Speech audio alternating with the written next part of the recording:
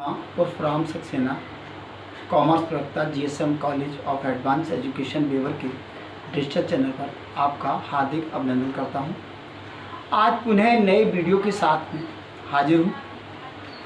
आज जैसा कि कल मैंने अपने पिछले वीडियो में बताया था कि कॉमर्शियल लॉ क्या है, इसमें कौन कौन से लॉ आते हैं, तो उसी परिप्रेक्ष्य में मैं आज आपको भारतीय अनुबंध अधिनियम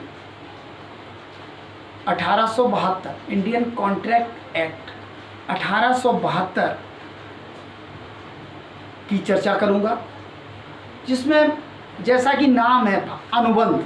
तो सबसे पहले तो हम ये समझ लेंगे अनुबंध है क्या, अनुबंध की परिभाषा क्या है, अनुबंध के भेद कितने हैं या कितने प्रकार का अनुबंध होता है, क्या ऑब्जेक्ट है, ये सारी चीज़ें जानना बहुत आवश्यक है। तो सबसे पहले हम आपको जो आज हमारा टॉपिक होगा वो होगा अनुबंध की परिभाषा, भेद और उद्देश्य, यानी definition, object and kinds of contract. तो ये भारतीय अनुबंध अधिनियम की धारा 1 के तहत इस अधिनियम का पूरा नाम भारतीय अनुबंध अधिनियम 1872 है। ये जम्मू कश्मीर को छोड़कर पूरे भारतवर्ष में लागू होता है, लेकिन अब चूंकि 370 धारा हट गई है, इसलिए अब ये नियम वहाँ भी लागू हो जाएगा। लेकिन इससे पहले जब तक 370 धारा नहीं हटी थी, तब तक ये अधिनियम केवल जम्मू कश्मीर में लागू नहीं होता था, बाकी पूरे भारतवर्ष में लागू। ये 25 अप्रैल 1872 को, यानी 25 अप्रैल 1872 में पारित किया गया और 1 सितंबर 1972 से पूरे भारतवर्ष में जम्मू कश्मीर को छोड़कर लागू किया। वर्तमान समय में इस अधिनियम के 2 भाग हैं।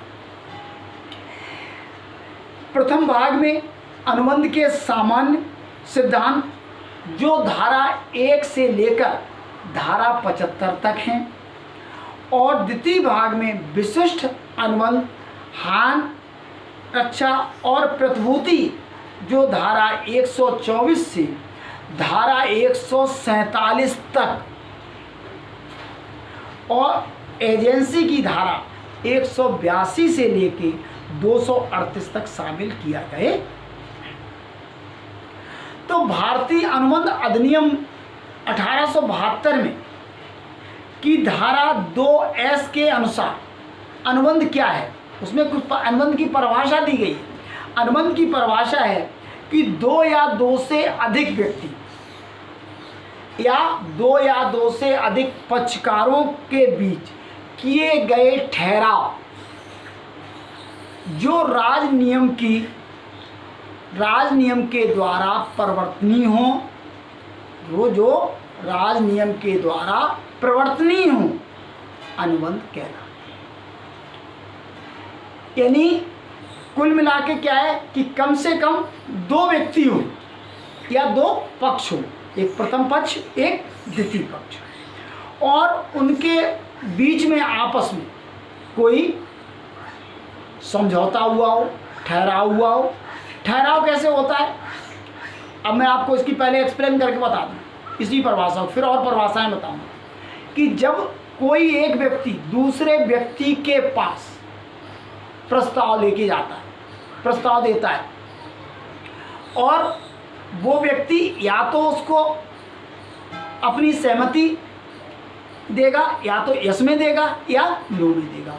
अगर वो यस में दे देता है, हाँ में अपनी सहमति देता है, या तो वो ठहराव बन जाता है। लेकिन कभी कभी क्या होता है, एक व्यक्ति दूसरे के पास प्रस्ताव रखता है, लेकिन प्रस्ताव रखने के बाद दूसरा व्यक्ति बोलता नहीं, चुप हो जाता है।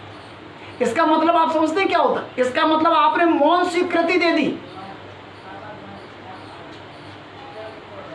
इसका मतलब है कि आपने मौन स्वीकृति दे दी तो भी आपका ठहराव माना जाएगा। लेकिन इसमें एक शर्त और है कि जो राज नियम के द्वारा प्रवर्तनीय हो। हम लोग जो भी ठहराव करें, एग्रीमेंट करें, इंग्लिश में ठहराव को एग्रीमेंट कहते हैं, तो एग्रीमेंट करें वो ऐसा हो जो राज नियम के अनुसार यानी कानूनी तौर से प्रवर्तनीय हो, कानून जिसे मान्यता देता हो। ऐसा नहीं कि हम दो पक्ष मिल गए कि चलो भैया कल आज रात में फला आदमी को लूटेंगे, तो ये राज नियम द्वारा जो है प्रवर्तनीय नहीं है और वो भी तैयार हो जाता है। ठहराव तो हो गया लेकिन राज नियम द्वारा प्रवर्तनीय नहीं है। तो इसलिए भारतीय अनुबंध अधिनियम 1872 में ये स्पष्ट कहा गया है कि कम से कम दो पक्षकार हों और उनमें आपस में ठहराव हो और जो राज नियम के द्वारा प्रवर्तनीय हो यानी मान्य। अब विभिन्न विद्वानों ने विभिन्न परिभाषाएं दी हैं, जिसमें मैं कुछ परिभाषाएं आपको बता रहा हूं। जैसे सर फ्रेडरिक पोलक, इन्होंने अपनी एक परिभाषा दी है कि प्रत्येक ठहराव तथा वचन, प्रत्येक ठहराव तथा वचन जो राज नियम द्वारा प्रवर्तनीय हो अनुबंध। अब मैं आपको इंग्लिश ट्रांसलेट इसी कर रहा हूं कि every agreement and promise, every agreement and promise enforceable by law is contract. ऐसे ही सॉलमंड ने परिभाषा दी है, प्रोफेसर सॉलमंड है, कि अनुबंध एक ऐसा ठहराव है जो पक्षकारों के बीच दायित्व उत्पन्न करता है और उन दायित्वों की व्याख्या करता है। यानी एक contract is a agreement creating and defining obligation between two parties, दो पक्षकारों के बीच। ऐसे और भी कई विद्वानों ने परिभाषाएं दी। तो इन परिभाषाओं का जब हम अध्ययन करते हैं तो उस अध्ययन करने के उपरांत हमें सबसे अधिक जो वैज्ञानिक परिभाषा है वो भारतीय अनुबंध की अधिनियम 1872 की समझ में आती है, जिसमें दो तत्वों पर विशेष बल दिया गया है। और वो तत्व कौन कौन से हैं? एक तो आपस में ठहराव हो, एग्रीमेंट हो। दूसरा हमारा क्या हो? दूसरा जो ठहराव हो वो राज नियम के द्वारा प्रवर्तनीय। अब भारतीय अनुबंध अधिनियम की धारा 2E में भी कुछ कहा गया है।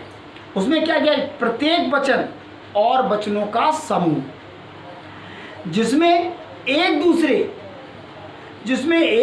के लिए, जिसमें वचन एक दूसरे के लिए प्रतिफल होते हैं,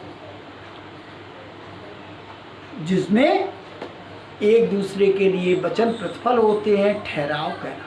यानी उसमें ठहराव की भी परिभाषा दे दी गई। ठहराव क्या है?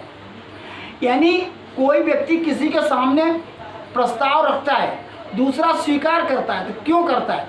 दोनों को ही एक प्रतिफल प्राप्त होता है। बिना मतलब के, बिना प्रतिफल के कोई व्यक्ति किसी को प्रस्ताव नहीं देगा। और तो इस तरह से हमारा ये जो है दो चीजें हो गई, एक ठहराव और एक दूसरा क्या हुआ? राज नियम के द्वारा प्रवर्तन। उदाहरण के लिए अगर हम ये कहें कि मिस्टर एक्स अपनी पत्नी को, उसकी पत्नी बाई है और उस बाई से के समक्ष आगरा ताजमहल दिखाने का प्रस्ताव रखता है कि चलो भाई आगरा चलेंगे और ताजमहल देखेंगे, जिस पर उसकी मिसेज बाई हाँ कर देती, कहती हाँ ठीक है हम चलेंगे, लेकिन वह किन्हीं कारणों से अपनी पत्नी बाई को आगरे का ताजमहल नहीं दिखा पाता। कुछ परिस्थितियां रही, उसमें नहीं दिखा पा रहा है, या बाई स्वयं नहीं देखना चाह रही है। हो सकता है वो बीमार हो सकता है कोई अन्य कारण हो, नाराज हो, यानी वो देखना नहीं चाह रही है। तो जब ऐसी स्थिति है तो उसमें किया क्या होगा कि ठहराव तो रहा नहीं, उसने एग्रीमेंट हुआ था हम दिखाएंगे, लेकिन उसने दिखाने के लिए नहीं ले जा पाया। जब वो दिखाने नहीं ले जा पाया तो लेकिन इसके लिए वो क्लेम नहीं कर सकता, ना तो बाई क्लेम कर सकती है और ना एक्स क्लेम कर सकता है, क्योंकि दोनों ही पक्ष पति पत्नी है और राज नियम के द्वारा ये प्रवर्तनीय नहीं है। अब वहीं पर मैं एक और उदाहरण आपको दूं।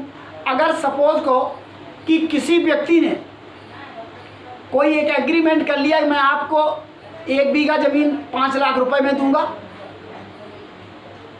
और बाद में वो मना कर देता है कि मैं नहीं दे पाऊंगा, तो वो कानून की शरण में जा सकता है। तो कुछ चीज़ें ऐसी होती हैं जिनको हम राजनीतिक तौर पर या सरकार द्वारा प्रवर्तनीय नहीं है, उनका हमको लाभ नहीं मिलेगा, लेकिन सामाजिक जो चीज़ें हैं उनका लाभ नहीं मिलता है। लेकिन वास्तव में अगर कोई अनुबंध किया है और कोई पक्ष अपने वचन से विमुक्त होता है तो उसको इसका लाभ मिलेगा। हम आप देखते रहिए अगला वीडियो। कल मैं आपको बताऊंगा कि अनुबंध कितने तरह के होते हैं, काइंड ऑफ कॉन्ट्रैक्ट्स।